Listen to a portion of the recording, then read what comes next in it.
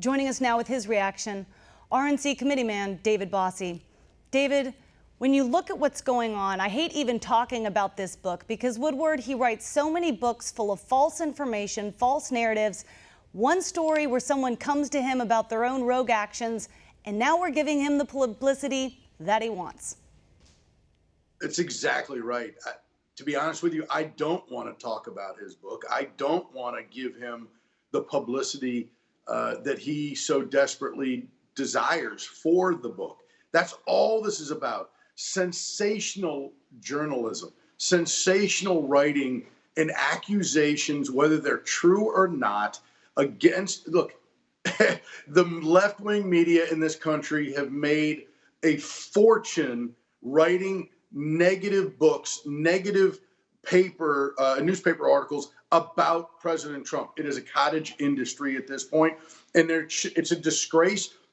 The good news is the American people get it. The mainstream media has lost their credibility, and Woodward, is just continuing in his tradition of writing these books. And you look at what he did to President Trump, a couple of years ago. It's a disgrace. It's such a disgrace, and the fact that they're doing this to sell copies of his book, to leak it out ahead of time, even to coordinate it with the timing of the testimony. We're not talking about Afghanistan. What we learned in those hearings, the incompetence, you've been writing about it. We need to know what Biden knew, when did he know it, and yet we aren't getting those answers because we have to talk about TV General Milley. It's a complete distraction from Biden's complete incompetent withdrawal from Afghanistan. Look, President Trump wanted to, at the end of the day, get our troops out of a forever war, but he would have done it in a different way. Obviously, it's so obvious, and he certainly wouldn't have done it where he would have gotten 13 U.S. service members killed, in an incident that did not need to happen. I have been calling for, look, people call for Biden's resignation. People want to have Kamala Harris invoke the 25th Amendment. I think those things are just not going to happen, right? I'm a realist, but we do need to educate people about the impeachment of Joe Biden. We need to get to the impeachment of Joe Biden. We need to have people contact their members of Congress to ask them to sign on to the impeachment of Joe Biden, so that when Republicans take over the House of Representatives, it is one of the first pieces of business to hold this president accountable for what was not a perfect phone call to the former Afghan president, where he asked the president of Afghanistan to lie, to create a lie, to tell a lie in order to change the narrative around the world that the Taliban was not winning, when in fact they were. And he held out military aid in return for the lie.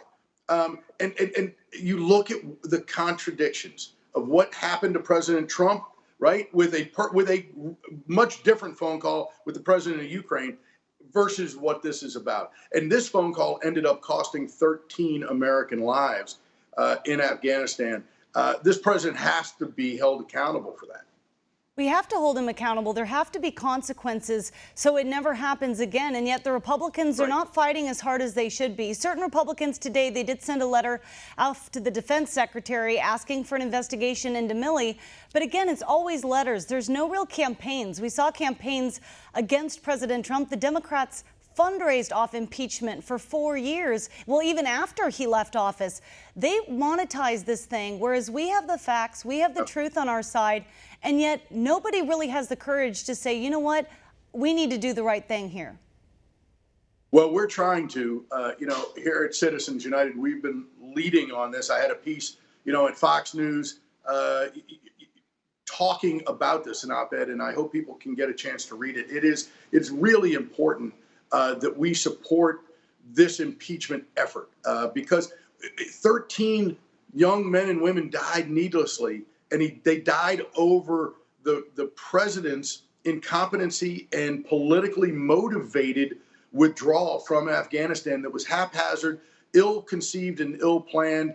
And he needs to be, and Milley needs to be, held responsible for those decisions, including Secretary of Defense Austin. So we have to continue this drumbeat, and candidates need to be using this issue if it helps them in their races. We need to be fundraising. The Republican Party needs to be fundraising to make sure we're holding this president accountable.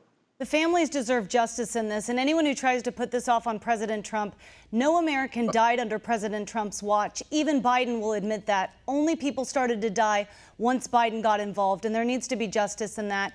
David, always great to see you. Again, it was a great op-ed out there. Thank you for still talking about this issue. I wish the media would do more of it, but the American people are talking about it, and that's really the only thing that matters.